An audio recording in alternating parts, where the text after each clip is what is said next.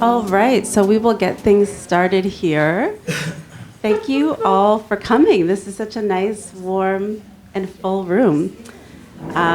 So just for the layout of the evening, Dr.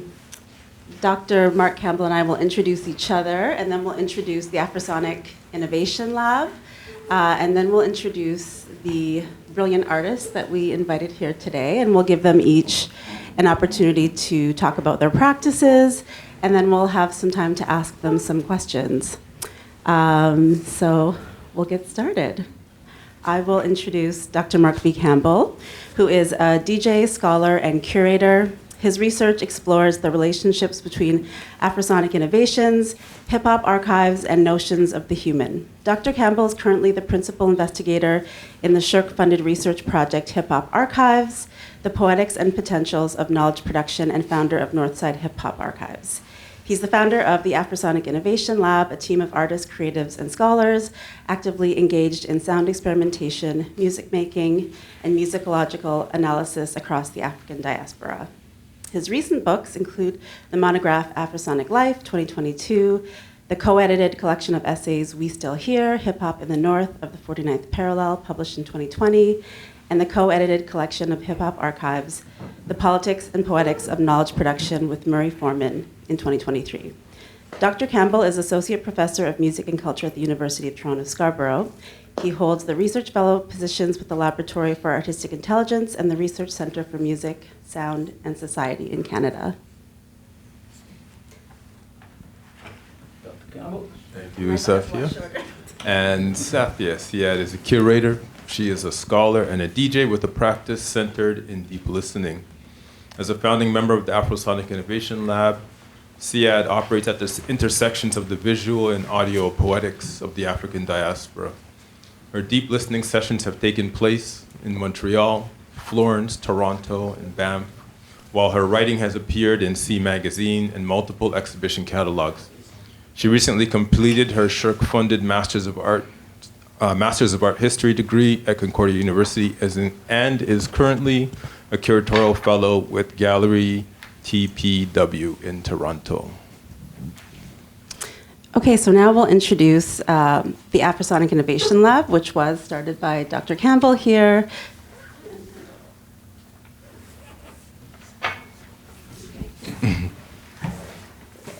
I will stand.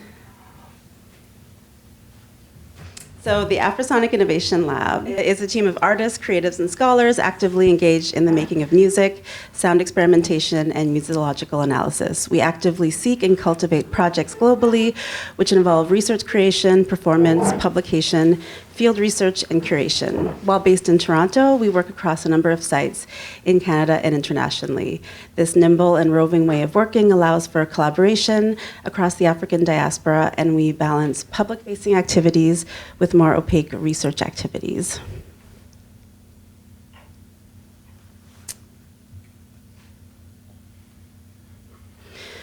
So we'll just show you a couple of our projects because we really want to give time to the artists that we invited here today. One project that we have been working on is called the SST project, and that's with Goldsmiths in London with Dr. Julian Henriquez, and that involves a global project in tracing sound system cultures, which began in Jamaica with sound systems, and our entry point is outside of the global south and thinking about sound system culture in Canada. So I'll let Mark expand on this photo here. Oh, sure. This is one of our public events in Scarborough where we were speaking with one of the top 10 podcasters in the entertainment field who grew up in sound system culture in Scarborough, and we had a public conversation. Really, our job was to highlight what is the Black infrastructures of sound cultures, who are they? This fellow in particular used to run a shop. He was always around music, but he's one of the people that we thought was important to platform and to make sure that we bigged up, really. Yeah. Mm-hmm. And this on the left is a map that Goldsmiths developed. So people who are part of sound systems, our own sound systems or sound collectives, can enter themselves on this map globally, and that's an ongoing project. And we were just in charge of Canada. So Yeah. you see all those other countries, they got nothing to do with us. Yeah. So another fun project we did was the String Up exhibition last winter here in Montreal at the NFB. And this was looking at reggae histories here in Montreal. And so we partnered with CKUT Radio, which has a rich history of archives, sound archives, radio shows. So we came and we hosted some radio shows with them, and we also hosted this exhibition. And I had the fun job of collecting some vernacular photography from community members. So on the right here, we have Mrs. Dillon's basement in 1997. So we curated a collection of these images at the NFB in February, and we also screened a film about reggae histories. Yeah, Sound and Pressure, which was an NFB film. Part of our job, though, is because we know that the NFB Toronto gets all of this funding around black music and black culture, and CKUT is the only place that plays black music in this city consistently. We thought we should take that documentary from Toronto, come to Montreal, do the archival work so that we're ensuring that, the unevenness of the way that we get access to the NFB and other institutions gets shared outside of the Toronto space. And it was very much a beginnings of something, and meeting with community members here. So we hope we continue to work with people out here. And this was a special project that we got to do with the legendary Nervesi Phillip for the 15-year anniversary of her book-length poem Zong. Mark and I were having coffee with Nervesi, which is already amazing. And she shared with us that it was her dream to read Zong over techno beats. And Mark was like, let's do it. Do you want to describe what happened from there? Yeah, so we contacted Jeff Mills, and of course he never got back to me. No. So I was like, I'm going to make some On techno the DM. beats on the DM. And I was like, I'll make some techno beats. And then I made some for her. And then she loved them all, and they weren't finished, and she started performing over them, and we just had this relaunch of the book where she actually reread parts of this epic 340-page poem, and gave the Black life a different kind of life again, through the rereading of that book. Mm-hmm. And a kind of dedication to those that had passed in a sonic way. It's another photo in her dress. This is at It's Okay in Toronto. And lastly, just another little project we did recently at the Recovery Plan in Florence, which if you ever get a chance to go, is a contemporary Black art space in Florence, Italy, born out of Black History Month Florence. And they do amazing exhibitions and projects. And we were invited to do an artist in residence. So we had a session with the community members when we first got there to get to know people, and we had this question, who is in your Black archive? And everyone was kind of standoffish, and it's a really broad and big question to ask people. And so then Mark had another idea to open people up. Oh yeah, we started talking about music and where the joy lay in our lives with our families, and that was much easier to talk about than what's in your Black archive. We actually had a collection of about 18 people representing 17 different countries in the African diaspora, which was wild. I've never been in a room with that many people and that few Jamaicans. It was weird. It was fun, but weird. But yeah, so these are the kinds of projects that we do as we roam, try to think about sound and archiving in Black life in capacious ways. Yeah, so that's our mini intro to the Afrosonic Innovation Lab. We'd love to chat more about it after the talk, but we only have an hour, and we have some amazing artists we want to chat with. So I am going to introduce our first artist. First, I'm going to pull up. So it is my extreme honor to introduce my now friend, Satch Hoyt, whose work is very inspiring. And we're so glad that he's here for the first time in Montreal, so let's give him a warm welcome.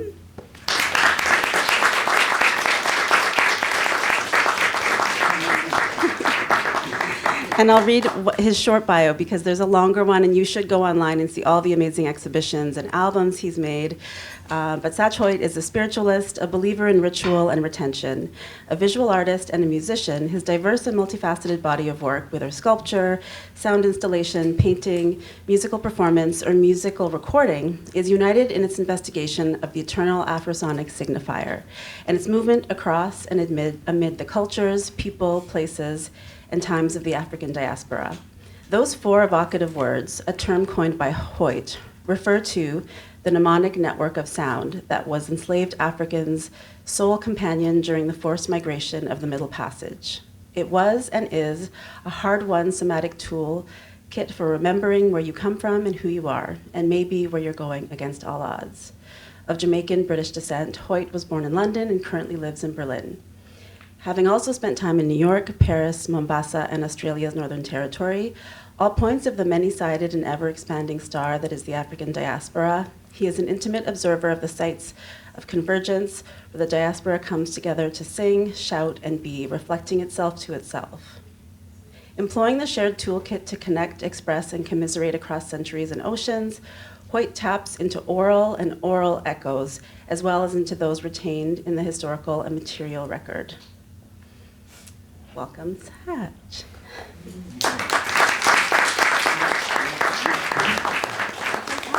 So just let me know when to move. Okay, cool. Thank you for being here, people. Afrosonic mapping, tracing oral histories via sonic transmigrations, is a project that I'm mainly going to try to speak about in 10 to 15 minutes.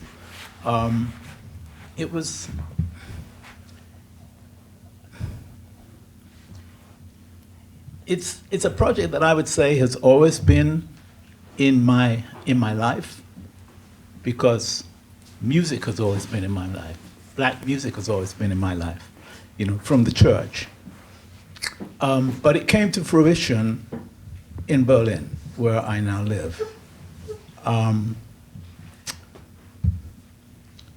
This modern world was shaped by slavery and the dispersal of black bodies and their attendant sonic practices across the globe. So in fact, I'm suggesting that the enslaved acted as portals and carried various mnemonic networks of sound over to the Caribbean basin and to the Americas. I'm also arguing that it was actually the music that enabled us during plantocracy and the obduracy of the Black Atlantic voyages to retain, through sonicity, the we-ness of us. The we-ness of us. As Edward Glissant said, to consent not to being a single being. So the horrendous idea of the slave ship, the slavehold, I want to suggest was in fact the incubation space for musics, the nexus of music from bebop to hip hop and everything else that through the horrendous narrative that we have been able to be absolute geniuses.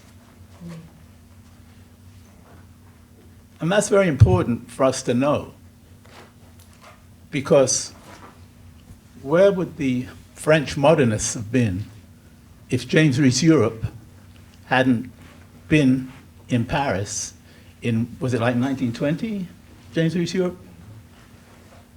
And introduced Breton and all of those people in the Surrealist movement, especially, to jazz. So,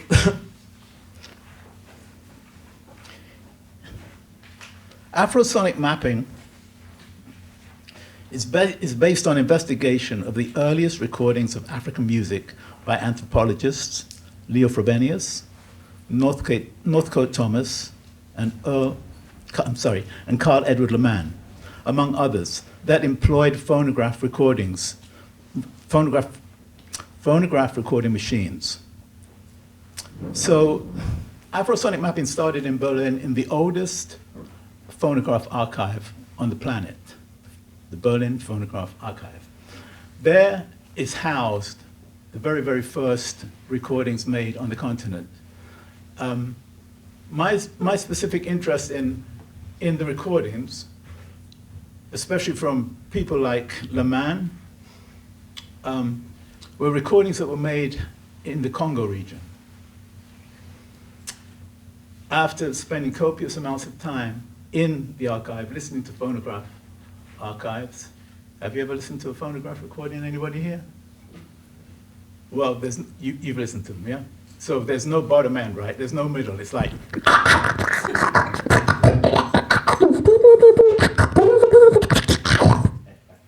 So that's basically a phonograph archive. So like our history, also our recordings, you have to douse them with immense amounts of imagination. Because you know, and especially if, can we see something here? Yeah, well there's the phonograph machine. I can't really do that. Can I just sit here? I got to do it. Can we move on? Yeah. Yeah. So here on the left, we have a Cuba band, if you like. And on the right, we have a Chokwe Sansa player, a lamellophone, or a thumb piano, you must probably know it. Let's go on to the next one.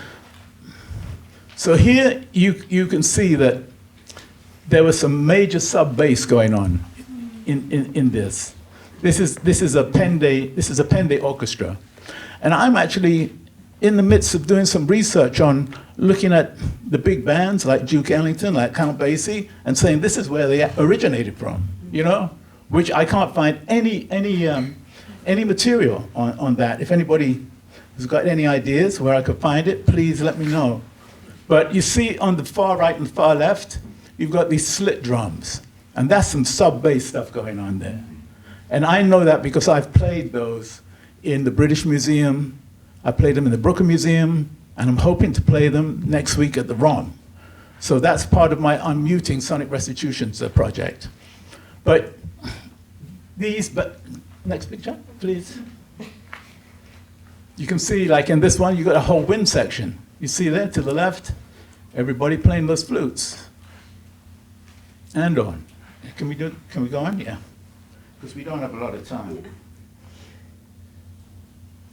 Yeah, so Afrosonic mapping, I took 14 of the digitized wax cylinder recordings back to the Congo. So that initially was for sound sessions with various kuduro musicians in Luanda, in Angola, and various scholars and various artists. Yeah. And so in that very kind of shabby production suite, because I want to call it a production suite rather than a recording, is where the foundations were laid and where the 14 tracks, because they became actually what we did with the 14 recordings was we took 4-bar samples from those recordings, and as in hip hop, we created compositions on the samples. That's again in the studio. So it was very lively, you know, everybody from the neighborhood was coming in and, you know, joining in the mice running under the carpets and all kinds of stuff. So on the right here we have a Sacerdote, and that studio belongs to Sacerdote, and that's one of the guys that he mentors, Skimini. And this is one of my graphic scores. So among all of that research, what I end up showing in an exhibition situation is predominantly these days paintings. And my paintings, can we go on? Yeah. These are graphic scores over a Schubert book. So some people would, you know, class that as very irreverent, but I like the idea that he gets vandalized. Yeah. Let's just browse through these because we don't have a lot of time. And so, yeah, so here's some of the musicians. The top left is the actual performance that was in HKW in 2019, just before COVID. And at the bottom is the recording that went from Sacerdote's very humble recording situation in Sambizanga, which is a favela, to the asphalt side of Luanda, which is a very fancy recording studio. So that's where the record was actually finished. On the far right there, Teddy and Cindy is an amazing Congolese guitarist who worked with people like Franco, if anybody knows anything about the Congo. I mean, yeah, the Congolese rumba. Yeah, we can go on. And that's me doing a conduction. So part of my performance practice is that I've learned some of the Butch Morris technique. I don't know if anybody knows Butch Morris. So this is me doing a conduction, and those are 3 of my paintings on the far right. So they act as directives within the conduction situation. So anybody who doesn't know about conduction, I've got to have some water. Oof. Yeah. So conduction, 45 hand and baton directives. And basically there's no assigned key, and it's basically what is called real-time composition. That's me doing another performance, solo performance, and again the paintings. And these paintings are threefold: cartographic depictions, cosmic constellations, and unfixed graphic scores.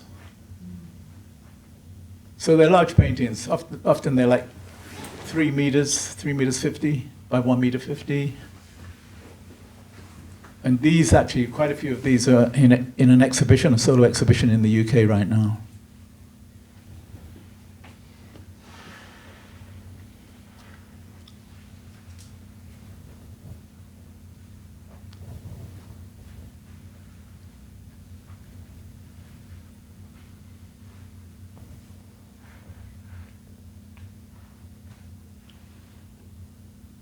And that's at HKW, that's the actual exhibition with all the paintings around it. And I think we have a short, and that's the album, Latitude. That's my book.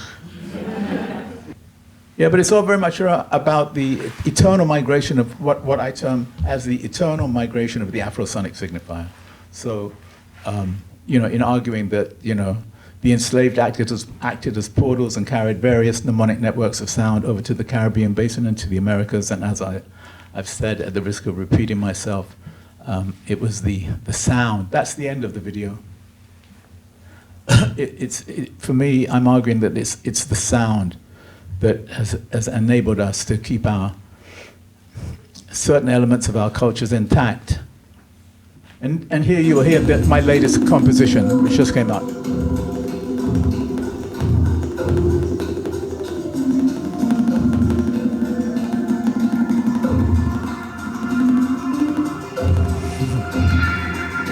And that's a curator, one of the curators is coming in there.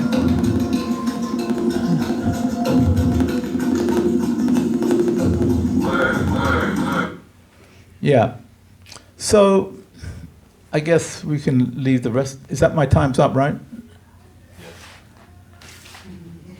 The Mansa, yeah. The Mansa, yeah. Okay. We're going to have time for questions and further Sorry, there's a lot of stuff to There's talk a lot about. there, Yeah. but thank you for sharing that with us, Satch. Yeah.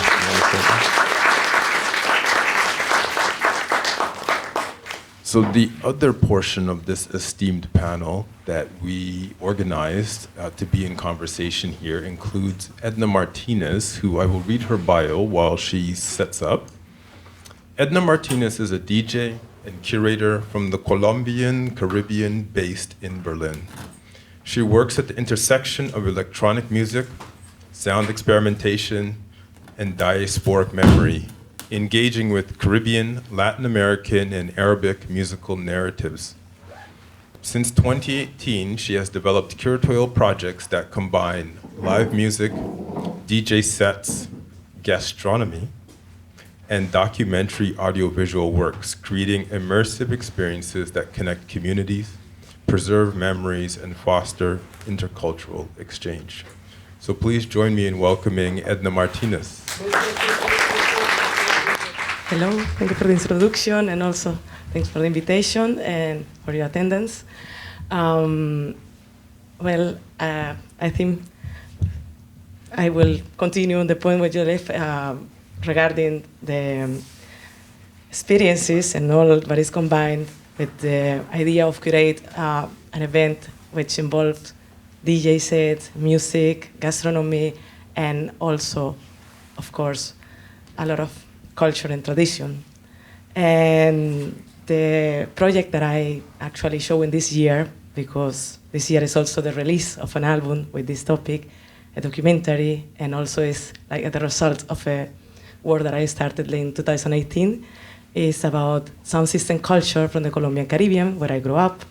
And well, I'm living in Berlin since almost more than 10 years, I think. But I also very connected with this culture. To give a little bit context about what is sound system culture from the Colombian Caribbean, we have to understand what is a picot, a sound system of this area, and then to understand maybe what is a picot, we have to think about sound, radio, and exactly when it arrived in Colombia in 2029, exactly. So I have here some pictures for personal archive that I found in this research. And so first, it arrived to Bogota, which is the capital, in the center of the country, but also in Barranquilla, which is a port city in the Caribbean coast. And it makes a huge change also in the life of the communities, because when the communities had access to these components, they develop listening practices, especially on Sundays, because we are talking about working class neighborhoods. We are talking about popular culture, and Sunday was more like the off day. So in the neighborhoods was the idea to collect and then to buy the sound systems as a collective solution. So we have here a picture where we can see how this street has the first sound system, and also they were also giving a name, so an identity to this one. And it develops what we can see in the graphic way. I'm gonna be quick. And also in these forms. So it happened that we like a mini componente, which is like the traditional sound system, small into something big that give identity also for the street, for the neighborhood, that it has been colorful, handmade, and also very powerful, not only in sound, but also in visual, and so in the image. That is a picot, so from the 70s, we see here. It's called El Gran Freddy, and it developed also here to listen the middle and bright tones, and we have also the bass. And maybe we are more familiar with dub and reggae sound systems, but yeah, in Colombia we have also this culture. It's very niche, it's also not really well known, but it's very alive. So if you go to Colombia, every weekend you're gonna find also a picot. Here is another one, so to see also like the dimensions. Another one, and yeah, there are part of the society there, with different names, and also different styles, and different practices about. Here we see also this record. If you see, it was scratch, it was also paint, because in these practices also like, what is the difference between one sound system, or one picot and the other one, and not only the name, but it's also the music that this picot has. And that is connected also with the moment when the records, especially African records, arrive in Colombia in the 70s. And it makes a huge, huge change in the way how the persons in the community were connecting also with music from abroad that was not especially promoted through the radio, was actually about mere independent circuits that they were also developing, because each sound system, each picot, were looking for a different record that would be like the identity. So not the same that the other can have. No, it should be like this picot has this sound, this record, and the other has another one. And in order to make that the other one don't recognize which record it was or which song, so they covered it. So the followers of this picot, they knew only this song, and they knew they were listening. Like, but we're talking about the 70s. I mean, we're talking in a time before digitalization, before internet, and how was the connection also between, between this music that was arriving and also and how was developing all these different practices. Looking for the words. Hand painted, and especially in a country that, of course, but still all the colonialist weight, it was also and is still a culture that is not related to the power centers of power, that is more like outside these circuits, and also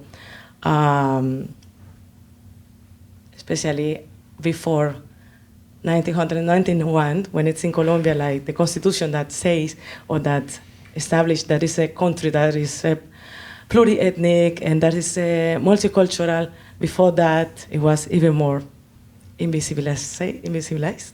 Yeah, was not really present in the in this one.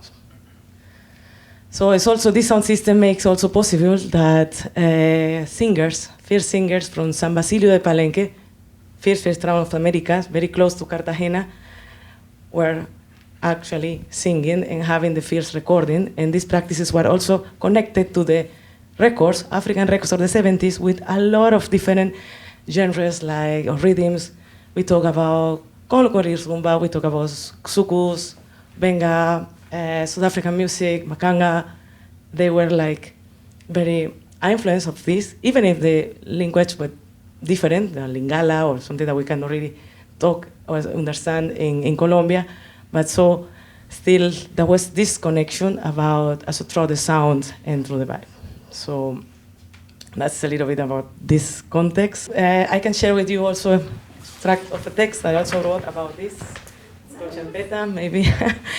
It says, the influence of African music in the picots allowed the Afro-Colombian population of the Caribbean coast to get closer to their origins and become aware of the violent colonial process by which their ancestors had arrived in Colombia.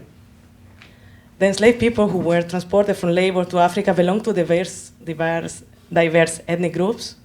They brought different language, costumes, epistemologies, and of course, it came in different conditions. So these generations and their descendants remain, and still remain, in conditions of inequality and marginalization. The explosion of African rhythms in the Caribbean, in the Colombian Caribbean, was resonating in the population to such an extent that singers such as Justo Valdez, Luis Towers, Viviano Torres, and Charles King began to imitate the music. So that is the origin of champeta, which is what I'm talking about in this publication. And it's the rhythm from the Colombian Caribbean and also genre that actually is very influenced from the picos, from the sound systems. There is also a compilation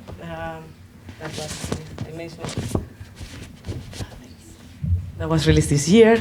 There is a booklet also, please, that you can have a look. Then there are pictures of the different picots, the sound systems, and also an introduction in form of text. And it's a compilation about songs that are hits, that are very representative for one of these picots and the history behind of one of these tracks on it.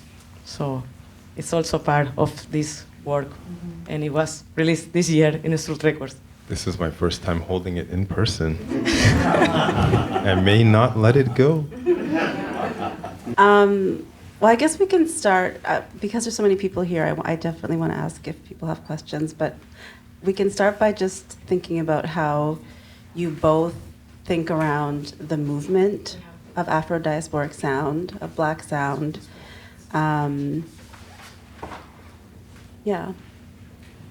Is that a question? Well, we have this video ready too.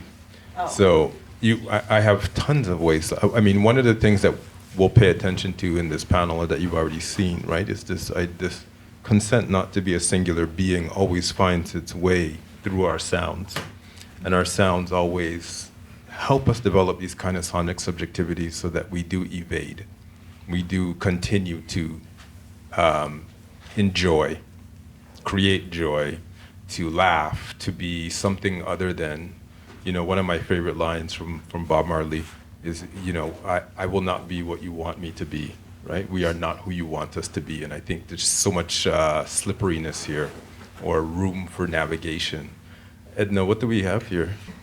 Yeah, this is part of the documentary that was released now, the 8th of November. And then we have like a very, very short part, but maybe resonate with what was expressed now.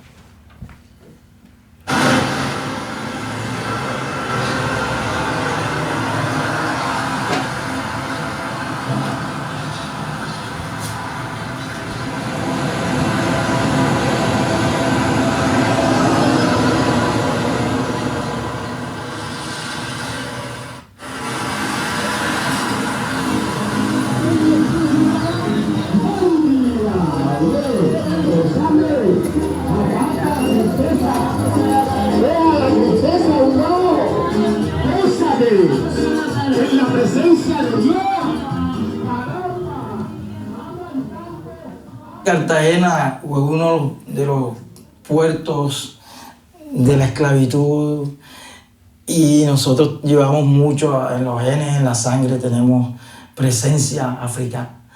Entonces nosotros llevamos eso ya lo tenemos en nuestra sangre y la conexión es mutua. Tú sabes que la madre y el hijo siempre se unen, se buscan, sean tarde o temprano, siempre están ahí. Entonces los lazos siempre están unidos.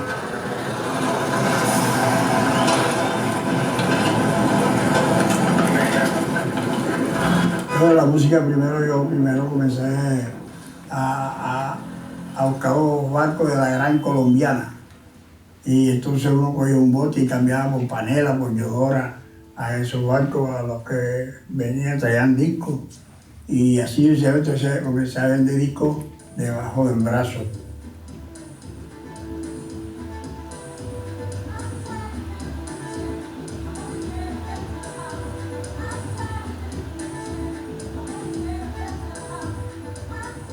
La música bocachiquera es toda la música sudafricana que llegó aquí a Cartagena por medio de la isla de Tierra Bomba y específicamente en la población de Boca Chica. Baganga, Zulu, Cahuito, a todo eso se le conoció como bocachiquero en el argot picotero. Se puede decir que gracias a este disco nosotros conocemos aquí en Cartagena la música sudafricana de Soul Brothers. El piconema es Los Tulipanes. Y a partir de ahí vinieron una cantidad de discos sudafricanos como La TV, impulsado por el Rey de Rocha. A este disco también se le conoció como La Tarraya número 2.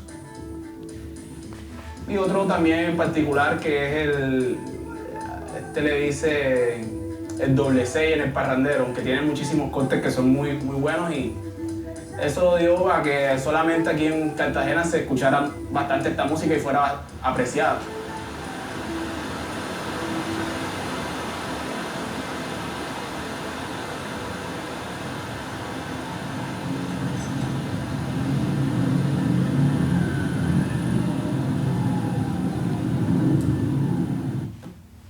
Thank you, Edna. Thank you.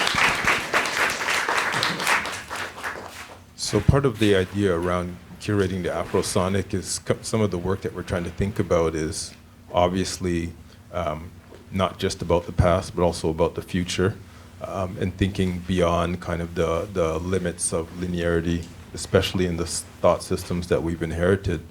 Satch, how do you think about your work in not as a kind of recovery, but almost like a remixing of the past in a certain kind of way? I'm not remixing the past. Well, tell us how you I'm think about not remixing the past, especially in unmuting, Mm-hmm. where I gain access into ethnographic museums and I actually play the incarcerated African instruments, and then take and simultaneously record what I play, so various rhythms and motifs, which have got nothing to do with how I would imagine they were played. I'm playing them in the now. And as far as I'm concerned, nothing was lost anyway. Mm-hmm. And so then I take those sounds of those incarcerated instruments into a bigger recording studio, and then collage and compose compositions. And then unmuting sonic restitutions. When I give a performance, all of those sounds that I've played are then heard by the audience. So that's the restitution. Of course, the museums are not going to say, "Oh, you played those so beautifully. Why don't you just take them and then just take them back to the Congo or back to Lagos or whatever?" So the only thing that I can do with that is to actually bring them to life and play them. So I don't really see that my practice is based in the past. For instance, Edna was just talking about the Palenque. The Palenque were the first Maroons. The Palenque, to this day, speak a Bantu that doesn't even exist on the continent. They're playing rhythms that no longer exist on the continent. And so that's very important to know when you look at that. Where does that come from? So for me, it's so important for us to know where the music comes from. And that's my mission. Because as far as I'm concerned, music is a chronicler. And it's maybe the truest chronicler. You want to know what was going on in the 60s? Listen to the music. You want to know what was going on in the 30s? You listen to the music. But by listening to the music, it doesn't put you in the past, but makes you aware of what you're listening to now and maybe what you're going to listen to in the future. Thank you. That was very helpful. Very helpful. You will learn, my brother. Edna, I wanted to ask a little bit about, when we think about the work that you're doing, there are in so many ways, so when I teach about picos, there's such a little bit of information in English. I'm wondering, when you travel the world, you perform, and the origins of these musics are really, they're very, if we were to create a recursive loop from the African diaspora, somehow all these musics found their way to Cartagena. So I'm wondering, how do you engage these today in the age of the internet, and how do you think about the importance of this music in a digital world, but really with these analog origins? Well, I think that for me it's also important to say that it's not a vintage culture or something, even if the music that is compiled, it's like from the 50s, 60s, 70s, but it's so interesting that the practice that is happening nowadays in Colombia, in the Colombian Caribbean coast, is like completely the way. It's not thinking that it's something old or modish. No, it's there, but also in this because they sing on the tracks. They rename the track, like we saw in the video. They were given another name to tracks that already exist. They are also adding basses or pads, finger drumming. So I think it's very from the moment. It's not really something that's very contemporary. It's something that not really it passed, and then we have to see.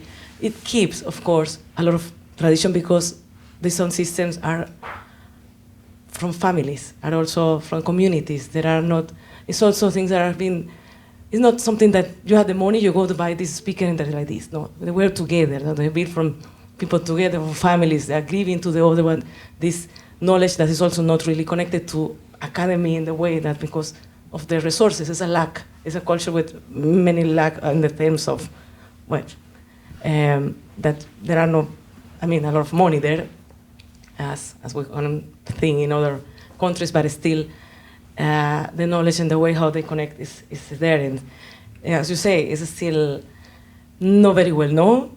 And it's also really difficult, or the challenge to define, because it's a lot of African music, but not every African music or not every track is picot. So to be a track or a song or to have a tradition there, it needs also to have this history. It's connected to the narrative and also like the way how the people are establishing new relationships inside this.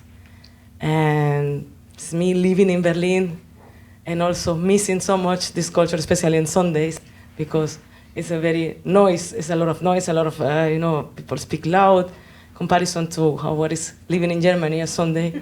It was the idea also like to do the first events connected to the Pico season culture, and also to see how it reacts, if there was an audience or not, if the people were interested, also the importance of the documentary, like to give context.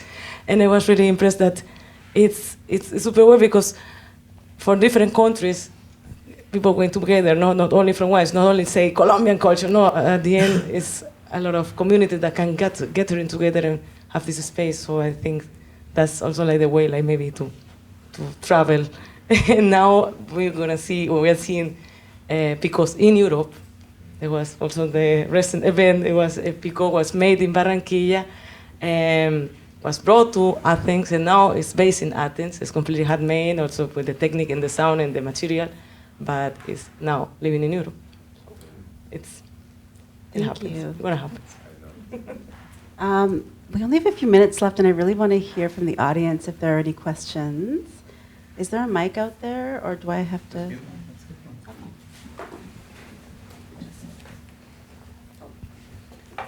I don't have a question. I want to give it before I forget, because you asked a question. For resources, in terms of the history of the music, so I would offer up, I believe the book is called Blues People, but it's by Amiri Baraka. I got that. I got it. Okay, okay. That's not going far back enough for me. Okay, and... I want to go back pre-colonial period. Oh, okay. That's a bit harder. Because the whole thing is, my brother, what I'm talking about is the first mashup, right? The first amalgamation of like African music and European music was 1483. Okay. When 3 caravels sailed into the Congo Basin, Portuguese caravels, and there's a famous Pende poem. Pende are one of the Congo cultures among 400. And they describe these sails coming in. And these people wanted to take over, and the Angola is Kikongo for king, as you know. And actually the Angola didn't let the Portuguese into Mbanza, the Congo city, for 1 year. So that was the first mashup. And the second mashup was 1487, when Vasco da Gama sailed onto the coast, right? He wanted to replenish his stores, and he met the Khoi at the water well. And he was blown away, and so were his sailors, because they were playing some very, very complex harmonies on flutes. And they ran back to the ship and got their trumpets, and thus ensued the second big jam. But what I'm saying is that when the Portuguese sailed in, we know from documentary evidence that these so-called discoverers, besides having clerics on the ships, they also had musicians.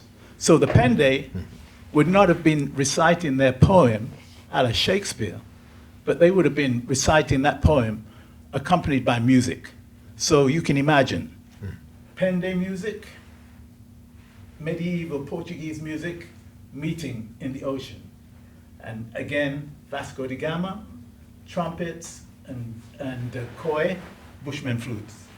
I might suggest also checking out the archive at Wesleyan University in the United States. Okay, thank you. They have the best West African music program in the U.S. Okay. They also have a cinema program.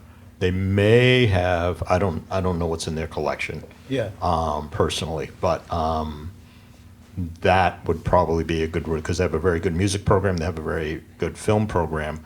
They may have footage of traditional stuff from back in the day. Cool. Well, I'm going to take you up on that. We need to have a conversation after. We'll have a conversation after. Let's leave it open. So I'll pass things along. Thank you very much. You're welcome. Hi, thank you so much for this talk. It's really inspiring, and I have your book. I've read it. Oh, you read it? I bought it in Berlin like 3 years ago. Thank you, my sister. Yeah. Yeah. So I have so many questions, so I'll try to narrow it down to like 2. One is for everyone. I'm interested in, like, I know some of you DJ, but do any of you play musical instruments, and how, okay.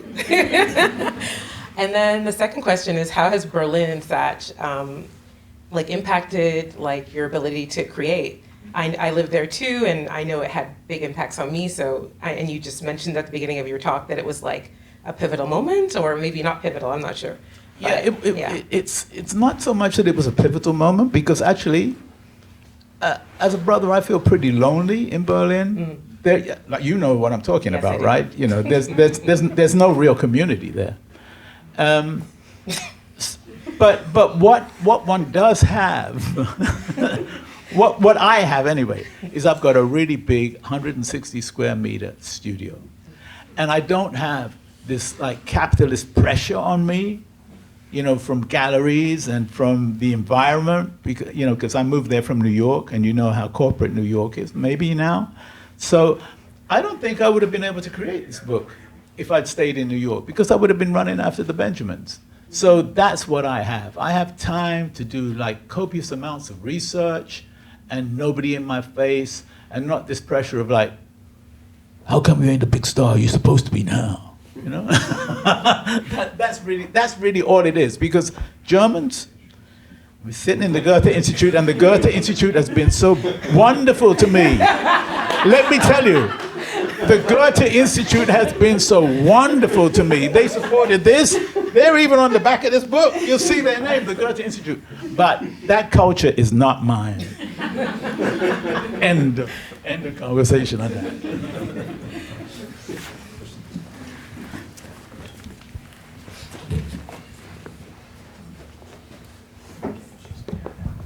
Yeah, thank you for what you were talking about.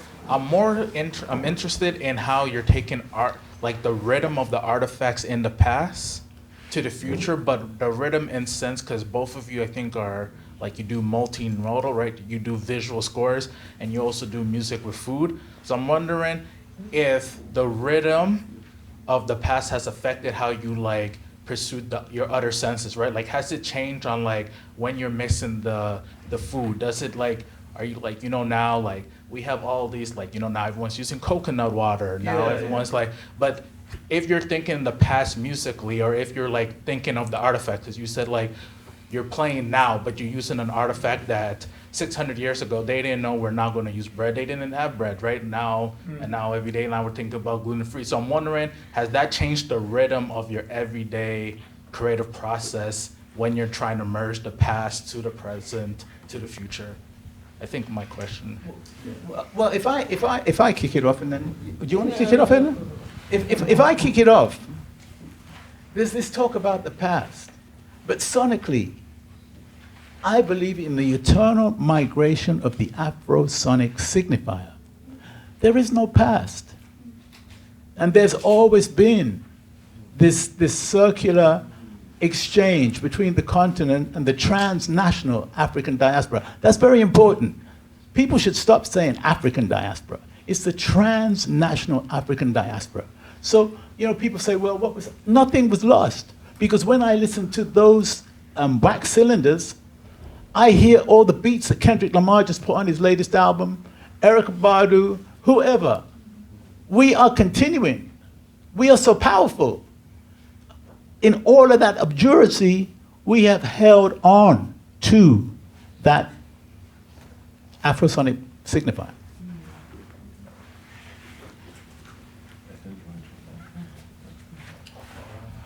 Thank you so much. You can answer as well. You're gonna answer.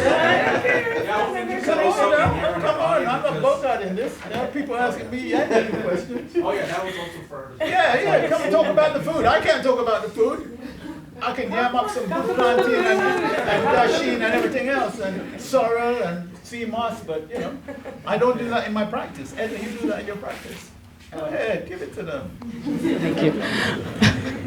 Well, it's also it's a part of all the experience also, like, especially because these events happening in Berlin, which is a very different constellation.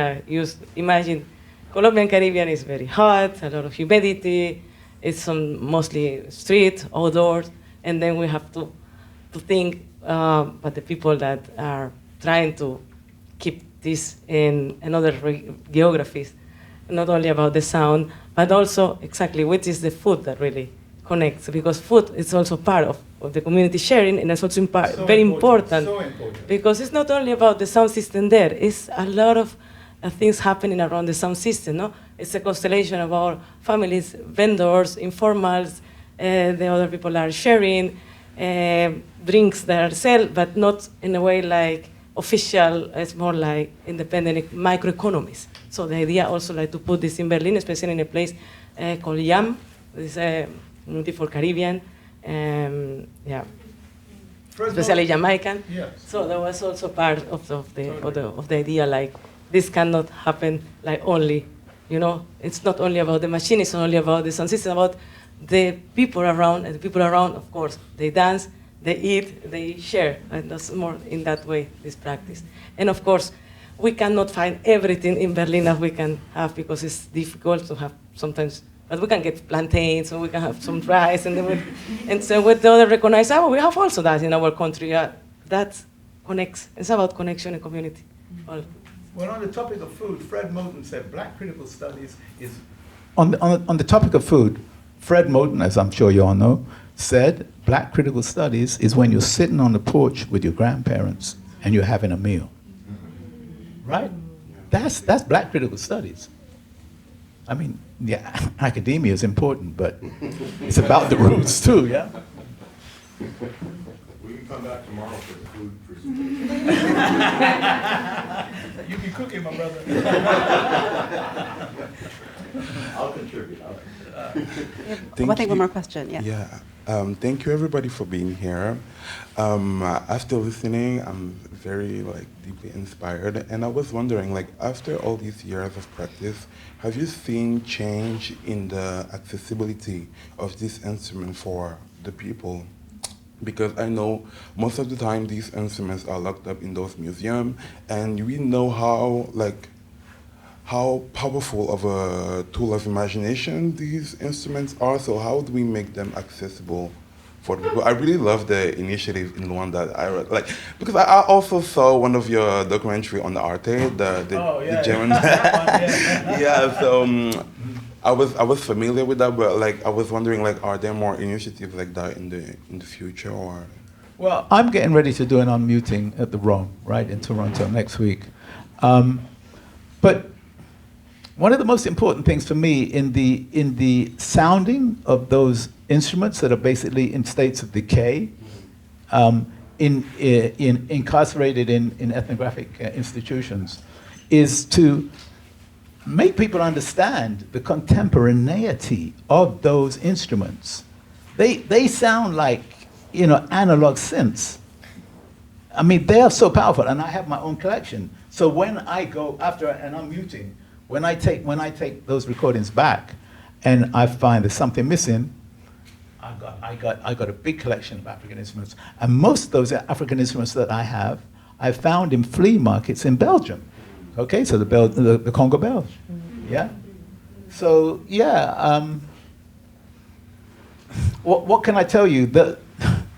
When people come to my studio, where my instruments are, and if you ever come to Berlin, please come and check me out. People are amazed, because it's like, what?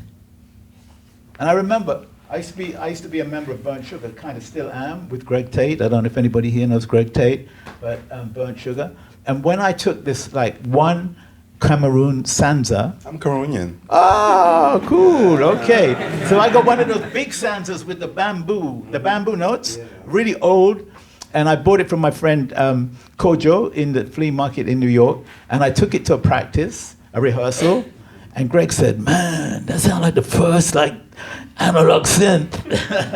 So yeah, the instruments are just they were so ahead of their time, because they were built with distortion, So it's like before, Hendrix expanded the wow-wow and before Coltrane and Albert Ayler were wailing on the tenor, you had all of that going on, and that's the amazing thing. Anyway, that's enough of me. Yeah. Hand up.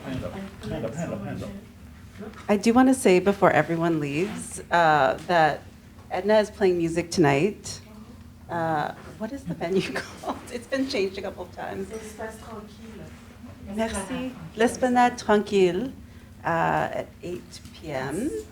And if you're in Toronto, Satch is giving a talk and performance on November 26th. And go ahead, Patient, tell them about the Guelph. Oh, yeah, well, if you want to come to Guelph, University of Guelph, University of Guelph, we have the Improv Lab, which is part of the International Institute for Critical Studies and Improvisation, where I work. And we are hosting an event on Saturday with Satch. We have a septet that will be supporting him, and it's from 3 to 5, so there'll be a talk, and then an open jam session, which everyone is welcome to come. It's free. And if you haven't been to the Improv Lab in Guelph, it's a brand new, state-of-the-art black box theater with amazing sound. All right. Thank you all for coming. Hold on. Oh, there's one more. There's one more. Yes, yes. Put it back. Yeah, Yes, what's up? Ev, we. Yeah, I just wanted to hear you talk a bit also about, because you mentioned diaspora, and I wanted to ask your relationship to diaspora and if sound can be like a anchoring thing. Like, what's your relationship to sound and notion of diasporic experience?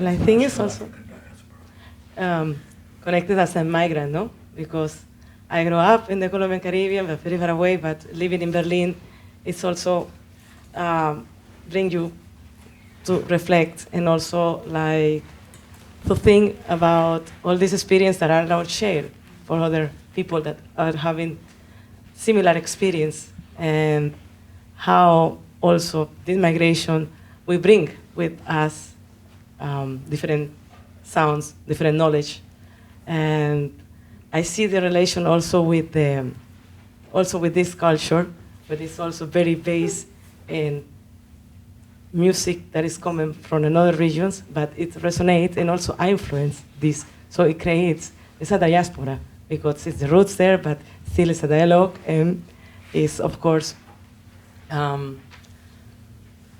think it's continuously, it's nothing that is static, it's dynamic process. Mm-hmm. So in that way, it's so important, we're gonna, if we move, we go to other regions, but still we keep and we share, is how we can connect in that way, but also reshape, and also, as we say, there are the resonance of what we grow, what we know, but also what we get in these spaces. So I think maybe that's this sound. It's, in my case, personally, it's very important as a DJ, because I started also to my practice. It's based in also all my biography, and it's very shaped about movements and to be abroad, and also this experience of, what is diaspora at the end, and how it's really about more similarities with other communities around that we think. Well, that's really wonderful, because I'd like to add something to that. And you're going to agree with me. Afro-Deutsch. Most Afro-Deutsch people are brought up by a white German mother who didn't even know how to comb their hair. So this transformation of Africanness didn't happen.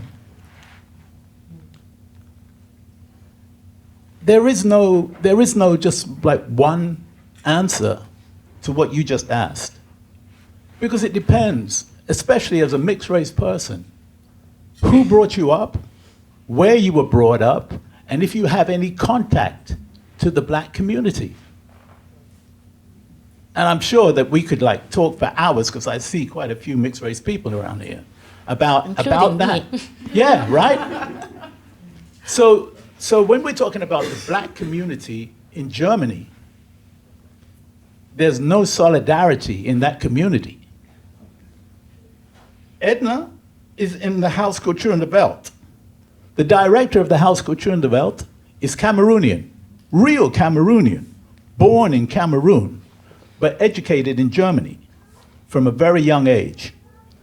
And when he became the director of HKW, Bona told me that so many Afro-Deutsch were pissed off. And they said, why isn't it an Afro-Deutsch person in that position and not an African? So, we have to be very, very truthful when we talk about when we talk about our histories. And when we talk about slavery as well. Ain't no white people just went up into the bush and got us. It was Africans who took us to the shores. And that's kind of taboo for a lot of folk, but I'm telling the truth. Drop the mic. With that, I would urge you all to come hear DJ Edna Martínez tonight play some champeta here in Montreal on her first visit to Canada. And I want to thank all of you. We have lots to talk about, but I'm sure we will talk about it informally, not on a microphone or not being recorded, and have further conversations. Thank you. Safia. And good night.